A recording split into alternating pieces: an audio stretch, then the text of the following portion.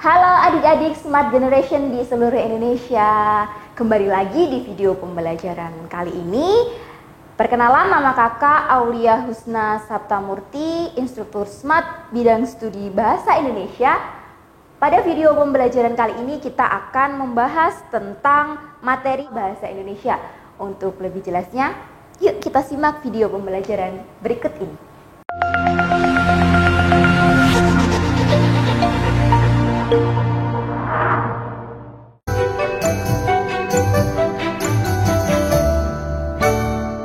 Kita akan bahas materi yang pertama, yaitu mengenai gagasan utama adik-adik ya. Gagasan utama ini sudah adik-adik pelajari sejak SD.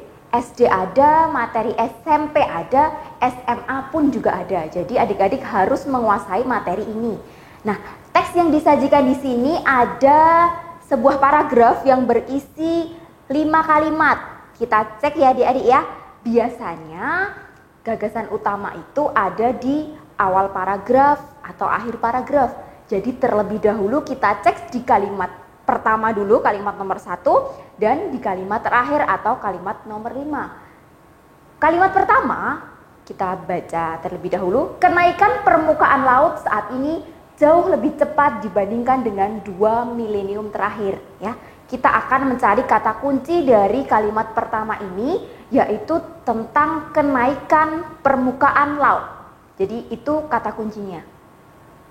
Kemudian kita cek di kalimat terakhir, yaitu kalimat nomor 5. Dengan demikian, salah satu faktor yang diperkirakan memiliki andil dalam kepunahan massal di laut adalah bla bla bla gitu ya, Dek ya. Nah, Mbak sampaikan di sini bahwa kalimat yang ada kata dengan demikian adalah merupakan, biasanya itu merupakan penanda bahwa kalimat tersebut merupakan kalimat utama.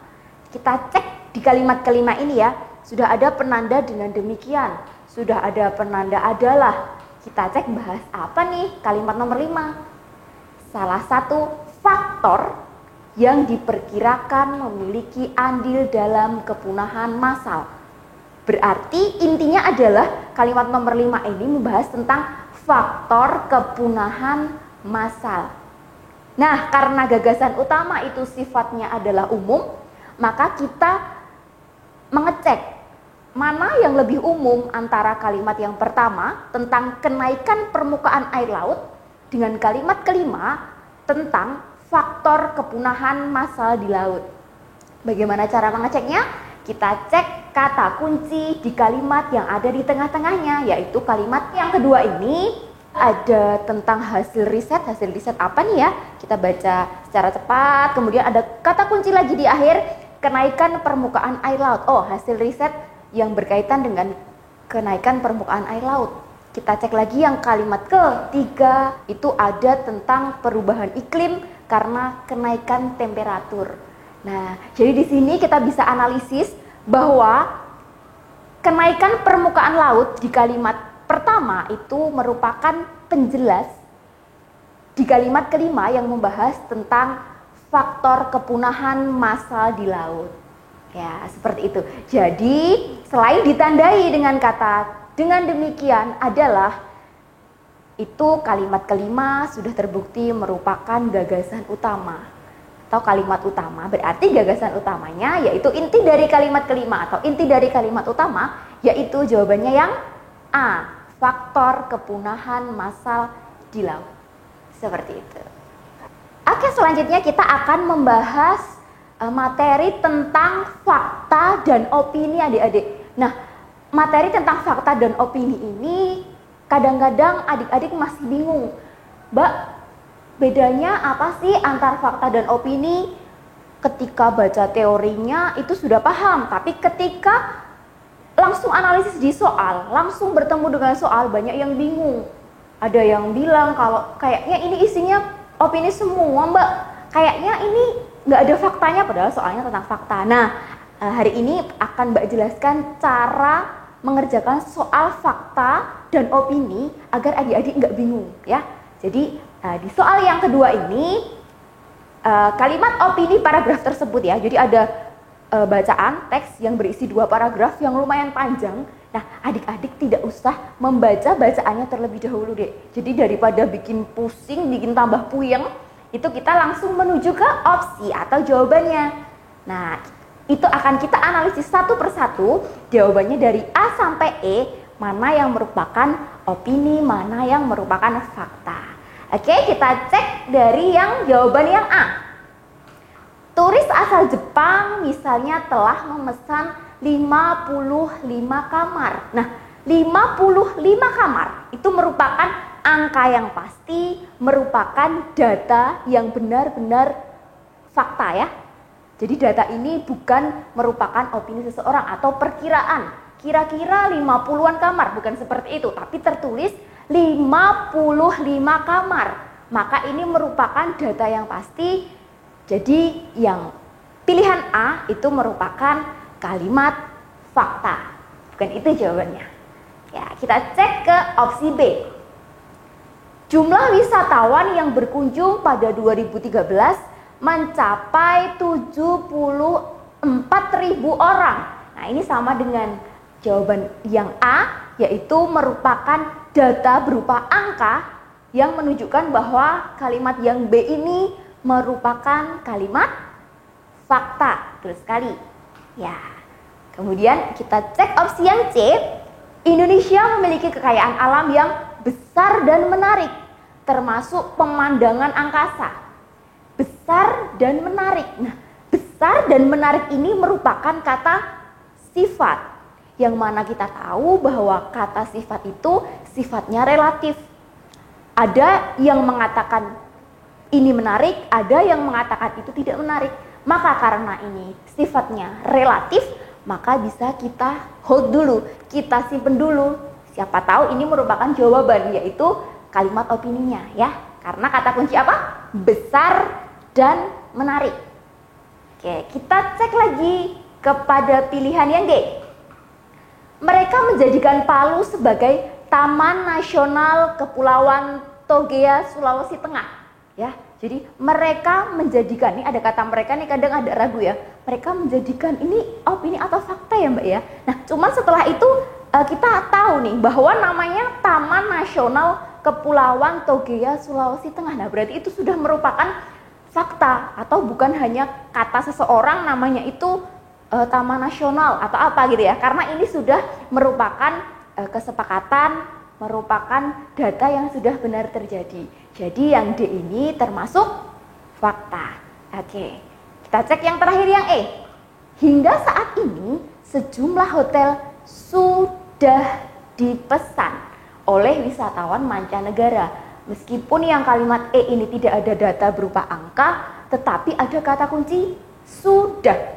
Sudah ini menyatakan bahwa kalimat ini menunjukkan bahwa ini sudah terjadi atau bukan akan dipesan. Nah, kalau katanya akan dipesan itu berarti belum fakta ya. Tapi ketika sudah dipesan berarti itu sudah merupakan fakta. Nah, dari sini tadi untuk opsi A, B, D, dan E merupakan fakta, maka jawabannya adalah yang C. Indonesia memiliki kekayaan alam yang besar dan menarik, termasuk pemandangan angkasa. Oke, lanjut kita ke materi tentang kalimat efektif. Nah, syarat dari kalimat efektif itu apa sih, Dek? Yang pertama itu adalah harus benar ejaannya, sesuai dengan pedoman umum ejaan bahasa Indonesia. Ya, adik-adik di sini tentunya sudah tahu ya, pedoman umum ini biasa disingkat dengan nama PUEB. Pedoman Umum Ejaan Bahasa Indonesia. Nah, jangan sampai adik-adik di sini belum mengenal istilah PUEB ya. Kalau bisa di HP-nya sudah harus ada file tentang PUEB, entah berupa PDF atau aplikasi. Karena ini sangat penting untuk pedoman penulisan dalam bahasa Indonesia ya. Itu yang pertama, yaitu aturan ejaan dengan PUEB. Yang selanjutnya itu tidak bertele-tele, jadi sebuah kalimat itu efektif ketika tidak bertele-tele atau bahasa mudahnya to the point. Nah, kemudian yang ketiga itu tidak ambigu, Tidak ambigu itu maksudnya tidak menimbulkan multitafsir atau tafsiran yang ganda. Dan yang keempat adalah masuk akal. Ya, itu adalah 4 ciri-ciri kalimat efektif. Nah, di sini yang ditanyakan pada soal ini adalah tentang penulisan ejaan. Kita coba cek satu-satu dari pilihan yang A. Menghilangkan kata dari jabatannya, berarti kalimatnya menjadi seperti ini. Kepala daripada rumah sakit itu telah dipecat. Nah, apakah ketika kita menghilangkan kata dari jabatannya, kalimat ini akan efektif? Yang pilihan A, kepala daripada rumah sakit itu telah dipecat. Apakah sudah efektif? Sepertinya masih kurang ya, Dek ya. Oke, jadi kita cek lagi coba yang opsi B. Di belakang kata itu diberi koma, berarti kepala daripada rumah sakit itu koma telah dipecat. Nah, malah tambah aneh, bukan itu jawabannya. Yang C, menghilangkan kata pada, berarti kepala dari rumah sakit itu juga kurang tepat. D, kata telah diganti sudah. Kepala daripada rumah sakit itu sudah dipecat, sama saja ya. Coba yang E, menghilangkan kata daripada, berarti kepala rumah sakit itu telah dipecat dari jabatannya. Nah, ini merupakan kalimat yang efektif dengan menghilangkan kata daripada. Jadi jawabannya adalah yang E. Oke, kita menuju soal tentang ejaan. Di sini ejaan yang dimunculkan dalam soal yaitu tentang kata baku ya. Banyak sekali kata dalam bahasa Indonesia yang sering muncul dalam soal itu tentang kata baku dan tidak baku. Nah, adik-adik tidak perlu menghafalkan kamus ya. Nah, caranya gimana Mbak biar lebih peka terhadap soal tentang kata baku? Nah, itu kuncinya adalah adik-adik harus sering membaca. Karena dengan membaca adik-adik jadi memiliki kosakata yang banyak, kosakata dalam bahasa Indonesia yang baku dan tidak baku ya. Bedanya gini, Dek. Kalau kosakata baku itu digunakan dalam penulisan-penulisan yang formal, sedangkan yang tidak baku itu hanya digunakan dalam kehidupan sehari-hari. Ya, maka kita langsung cek kepada soal yang kali ini yaitu tentang kata baku. Kata baku yang tepat melengkapi paragraf tersebut. Oke, kita langsung menuju ke titik-titik yang ada dalam soal ya. Sebenarnya uang itu sudah ada di titik-titik masing-masing. Oke, kita coba yang option A. Sebenarnya uang itu sudah ada di rekening masing-masing. Nah, rekening ini udah pas ya. Untuk opsi rekening ada di option A dan B. Maka kita cek yang belakangnya. Kemudian bla bla bla, ada titik-titiknya. Ini titik-titik peraturan baru sesuai arahan dari Badan Pemeriksaan Keuangan ya. Itu berisi konsekuensi. Nah, kita perlu mengecek cara penulisan konsekuensi menurut aturan baku dalam bahasa Indonesia. Itu konsekuensi atau konsekuensi. Pakai W atau cukup KUE. Nah, cara mengingatnya nih adik-adik. Adik-adik itu makan kue atau makan kuwe. Nah, makan kue ya, tanpa W ya. Nah, jadi untuk menulis konsekuensi itu kita tidak perlu menggunakan huruf W. Jadi konsekuensi. Nah, coba kita cek ya. Sebenarnya uang itu sudah ada di rekening masing-masing. Ini konsekuensi peraturan baru sesuai bla bla bla. Jadi jawabannya yang A, rekening dan konsekuensi. Kita lanjut ke materi tentang ejaan. Untuk ejaan kali ini kita akan membahas tentang huruf kapital. Nah, untuk membahas tentang huruf kapital ini, ada baiknya kita jangan terburu-buru memilih jawaban. Karena siapa tahu ketika memilih jawaban itu ternyata kita tidak teliti dan memilih atau menjawab jawaban yang kurang tepat. Kita cek satu-satu. Yang A, kita harus berusaha menggunakan bahasa Indonesia yang baik dan benar. Ya, huruf kapitalnya harusnya bahasa Indonesia itu B-nya kapital atau tidak ayo? Bahasa Indonesia. Nah, untuk Indonesianya sudah benar dengan menggunakan I kapital. Tetapi bahasa itu seharusnya non kapital. Jadi bahasa Indonesia B-nya huruf biasa, I-nya huruf kapital. Maka ketika tadi soalnya diminta mencari penulisan huruf kapital yang benar, maka jawaban yang A ini salah. Harusnya bahasa B kecil, Indonesia I-nya kapital. Oke, coba yang D. Pada bulan Agustus, ia akan berangkat ke Australia. Untuk penulisan Australia, nama negara itu sudah benar, A-nya dengan menggunakan huruf kapital. Sedangkan bulan Agustus itu salah ya adik-adik ya. Harusnya yang menggunakan huruf kapital itu hanya A pada bulan Agustus saja. B, pada kata bulan itu tidak usah kapital atau yang huruf biasa saja. Jadi untuk option B salah. C, di mana terdapat banyak suku Jawa? Suku Jawa. Penulisan huruf kapitalnya yang benar yang J-nya saja yang kapital. Sedangkan suku itu hurufnya biasa saja. Jadi jawaban yang C salah juga. Kita cek jawaban yang D. Pegunungan yang membentang di daratan Sumatera itu bernama Bukit Barisan. Sumatera sudah tepat, S-nya kapital, kemudian bernama Bukit Barisan. Nah, bukit di sini merupakan pengantar saja bukit namanya Barisan atau namanya memang Bukit Barisan. Nah, kalau namanya Barisan, kemudian kita kasih depannya bukit, itu bukitnya non kapital, tapi ini memang nama pegunungannya Bukit Barisan. Nah, jadi di sini penulisan Bukit Barisan dengan B kapital di keduanya itu sudah tepat. Bukit dengan B kapital, barisan dengan B kapital. Jadi jawaban yang D ini sudah benar. Tapi sebelum kita pilih, kita cek dulu yang E.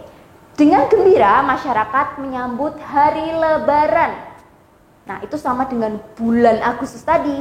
Harusnya harinya itu kecil saja.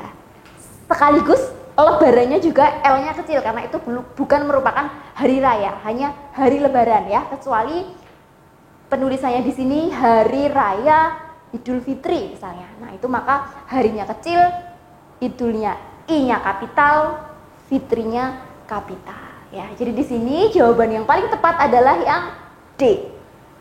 Oke, kita lanjut masalah tentang ejaan. Di sini soalnya adalah tentang penulisan kata serapan. Ya, jadi kata serapan yang ada dalam opsi bisa kita analisis satu persatu mana yang penulisannya paling tepat. Oke, kita cek opsi A. Sikap objektivitasnya. Wah, udah kelihatan banget ya, objek. Nah, itu kan medok banget ya, Adik.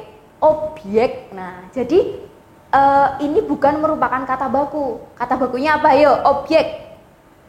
Ketika membaca atau ketika kita membicarakan sehari-hari memang terlihat seperti objek. Objektif, objek wisata gitu ya dalam pengucapan. Tapi secara penulisan itu yang tepat adalah dengan menggunakan huruf J, bukan Y. Jadi objektivitas penulisannya, bukan objek gitu. Jadi kalau kelihatannya ketika kita baca kok agak medok, kok kurang baku, nah itu kita bisa peka terhadap kata itu yang ternyata kata itu bukan merupakan kata baku. Jadi yang A salah ya, karena harusnya objektivitas dengan huruf J. Oke, kita cek yang D. Perlu dilakukan upaya konkret untuk menangani krisis ini. Oke, untuk penulisan konkret itu betulnya konkret atau konkret ya. Untuk mengingatnya, adik-adik bisa ingat ini. Kalau konkret itu tuh kayak konkret gitu. Jadi kayak konkret banget. Nah, jadi yang betul itu adalah dengan menggunakan huruf E, konkret. Pakai E. Meskipun dalam ketika membaca itu seolah-olah konkret gitu ya, tapi penulisannya adalah dengan menggunakan E. Kalau konkret, ingat aja ya adik-adik, kalau konkret tuh kayak konkret banget, seperti itu ya. Lanjut ke opsi C. Diagnosa terhadap pasien selalu dilakukan dengan cermat. Diagnosa itu seperti halnya analisa. Apakah menggunakan sa atau sis? Diagnosis atau diagnosa? Analisis atau analisa?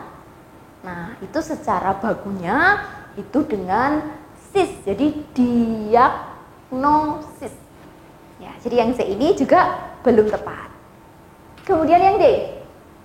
Hal itu sudah dilakukan secara sistematis dalam makalahnya. Nah, sistem atau sistem itu mudah ya. Jadi kata baku sistem berarti sistematis sudah tepat.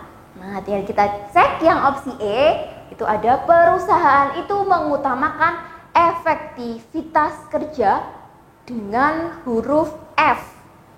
Efektivitas. Nah, ketika kita menulis kata efektif, itu memang benar menggunakan huruf F.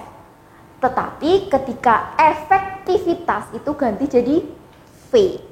Nah, jadi yang E itu kurang tepat. Maka jawaban yang tepat yaitu yang D. Hal itu sudah dilakukan secara sistematis. Kita akan membahas tentang materi cerita fiksi. Pada soal pertama tentang materi cerita fiksi ada sebuah kutipan novel ya. Sebelum adik-adik membaca isi dari kutipan novel ini, alangkah lebih baiknya adik-adik membaca pertanyaannya terlebih dahulu agar nanti lebih mudah dalam menganalisis. Kita baca dulu pertanyaannya. Karakter tokoh Tegar dalam kutipan novel tersebut dapat diketahui melalui. Nah, setelah kita membaca pertanyaannya, baru kita menuju ke kutipan ceritanya. Coba kita cek di kalimat pertama ya. Ada Tegar, seorang pemuda sukses yang bertanggung jawab, jujur, tampan, tubuh atletis. Nah, itu sudah langsung terpampang nyata di situ karakter tokoh si Tegar ini. Jadi mudah sekali untuk soal kali ini tentang karakter tokoh Tegar diungkapkan melalui apa, kita sudah bisa langsung menemukannya pada kalimat yang pertama, yaitu bertanggung jawab, jujur, tampan, tubuh atletis. Nah, itu disampaikan secara langsung. Nah, jadi karakter Tegar dalam kutipan novel ini disampaikan secara langsung oleh pengarangnya, berarti secara tersurat sudah ada di dalam kutipannya. Jadi ini mudah sekali. Jawabannya sudah ketahuan langsung D, penjelasan tokoh langsung atau penjelasan langsung.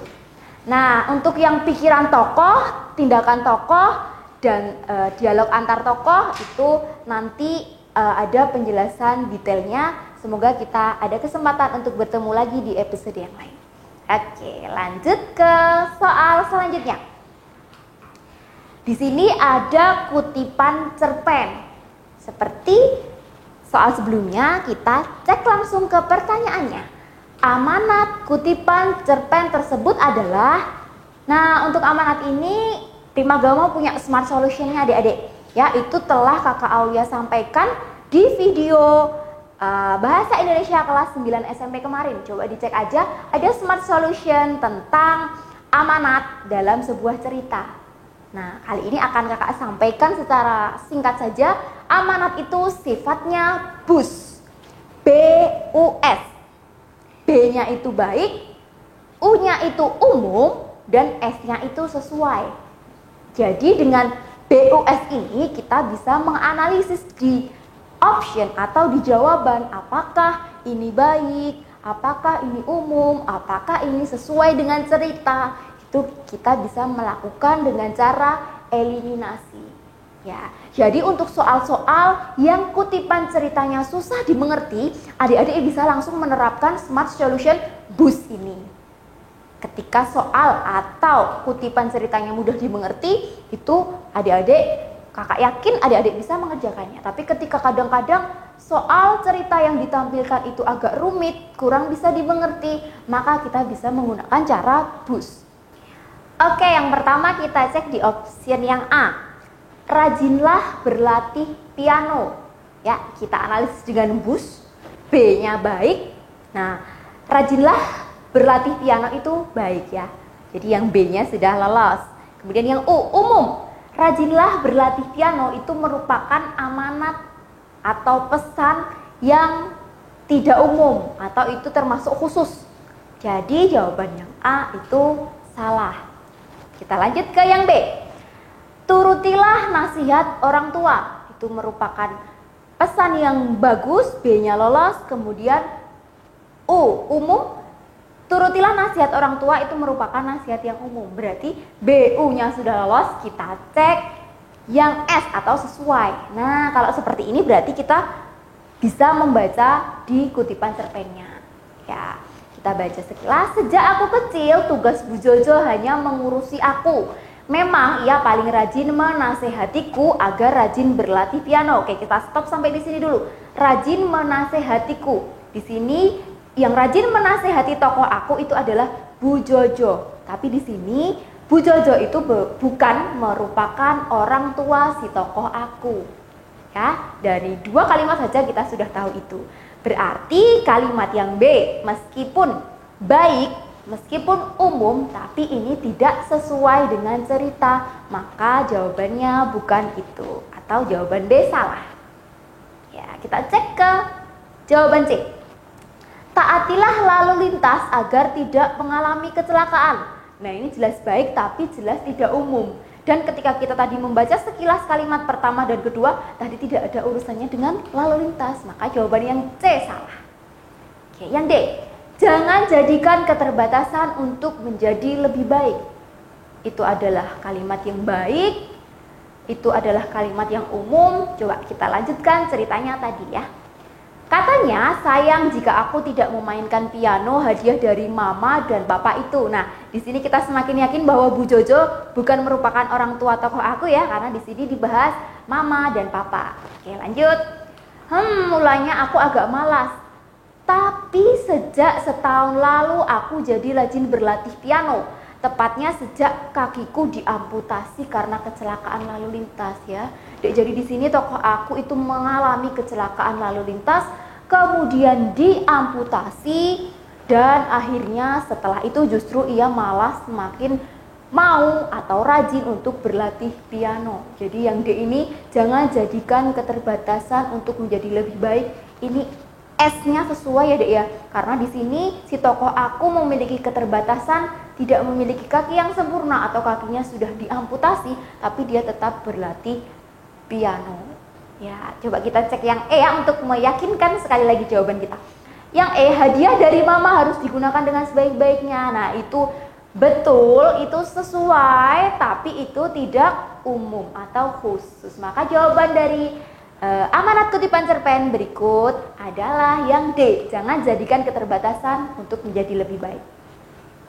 Oke, kita masih di materi tentang fiksi. Kali ini ada sebuah penggalan cerpen atau cerita pendek. Pertanyaannya adalah konflik yang terdapat pada kutipan cerpen tersebut. Konflik. Nah, berarti untuk soal tentang konflik ini adik-adik perlu membaca secara keseluruhan agar lebih memahami. Ya, kalau soalnya tentang penyebab konflik atau tentang akibat konflik, adik-adik bisa hanya mengecek di awal ceritanya saja untuk penyebab konflik atau akhir ceritanya saja untuk akibat konflik. Tetapi ketika soalnya tentang konflik, maka sebaiknya kita membaca keseluruhan cerita agar bisa menemukan kata kunci sehingga bisa menjawab pertanyaan dengan tepat. Oke. Agak tegang juga aku menunggu perintah menembak. Nah, di sini kata kuncinya tegang. Jadi tokoh aku merasakan ketegangan. Nah, konflik itu biasanya tentang konflik batin ya adik-adik ya. Itu biasanya tentang sesuatu yang dirasakan oleh si tokoh. Nah, di sini kata kuncinya tegang ya. Agak tegang juga aku, berarti tokoh aku ini mengalami ketegangan. Agak tegang juga aku menunggu perintah menembak. Kemudian kalimat selanjutnya, itulah repotnya selalu bekerja berdasarkan kontrak. Di sini ada kata itulah yang menegaskan kalimat sebelumnya. Kalimat sebelumnya tentang apa? Tentang tadi bahwa tokoh aku mengalami ketegangan. Nah, di sini sudah diperjelas dengan kalimat kedua bahwa tokoh aku tegang. Nah, di sini merupakan kata kunci untuk menjawab pertanyaan konflik. Jadi, kita cek coba di opsi apakah ada yang menyatakan bahwa konfliknya tegang. Nah, itu ada di pilihan A. Ketika adik-adik mau mengecek lagi kebenarannya, kita lanjutkan ceritanya. Tidak bisa seenaknya sendiri, aku dibayar untuk mengarahkan garis silang teleskop senapan pada tempat yang paling mematikan. Nah, ini memang bahasanya dibuat majas biar sastra gitu ya adik-adik. Itu artinya mengarahkan garis silang teleskop itu di ujung pistol itu ada garis silang yang menandakan fokus tembakan gitu ya. Aku dibayar untuk mengarahkan garis silang teleskop senapan pada tempat yang paling mematikan. Untuk kemudian menarik pelatuknya. Jadi setelah si tokoh aku ini mengarahkan kepada fokus atau tujuannya, kemudian menarik pelatuk, nah seperti itu. Jadi ketika membaca, agar kita tidak stres ketika mengerjakan soal, adik-adik bisa sambil mengimajinasikan, sambil membayangkan, seperti itu. Aku selalu mengatakan kepada diriku sendiri bahwa aku tidak membunuh orang, aku hanya membidikkan dan menekan pelatuk dari atas gedung. Nah, jadi di sini diungkapkan bahwa tokoh aku ini yang sebenarnya profesinya itu adalah penembak, tapi dia juga mengalami pergulatan batin dalam dirinya bahwa untuk menghapus rasa bersalah, dia mengatakan bahwa aku tidak membunuh orang, aku hanya membidikkan. Nah, seperti itu. Jadi gambaran dari sekian kalimat penjelasan tadi itu menjelaskan bahwa si tokoh aku ini tegang, menunggu perintah menembak. Jadi jawabannya yang A, tokoh aku yang tegang menerima perintah untuk menembak. Demikian adik-adik Smart Generation penjelasan mengenai bidang studi bahasa Indonesia untuk kelas 12 SMA. Semoga bermanfaat untuk kalian semuanya dan sampai berjumpa di video pembelajaran selanjutnya. Oke, jangan lupa subscribe channel YouTube kita dan bunyikan loncengnya agar tetap update video kita. Primagama siap, Primagama smart, Primagama terdepan dalam prestasi.